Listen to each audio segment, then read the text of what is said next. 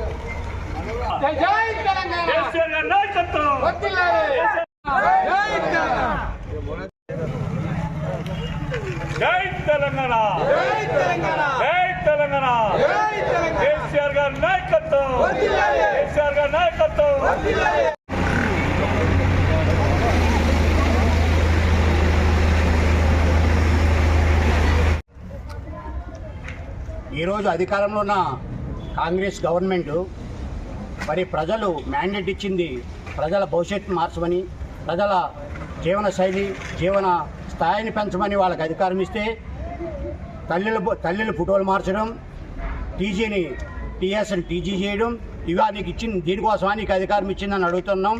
ఇవాళ తెలంగాణ తల్లిని అవమానించేట్టుగా, తెలంగాణ ఆడపడుచును అవమానించేట్టుగా మరి ఒక కాంగ్రెస్ తల్లిని తీసుకొచ్చి ప్రతిష్ఠించి ఇదే మీకు తల్లి, తెలంగాణ తల్లిని మీరు పూజించాలని చెప్పడం ఎంతవరకు భావ్యమని తెలంగాణ ప్రజలు ప్రశ్నిస్తూ ఉన్నారు. ఇవాళ తెలంగాణ రాష్ట్రం అంతా కూడా మరి ఆడపడుచుల అవమానంతో బాధపడుతూ ఉన్నారు.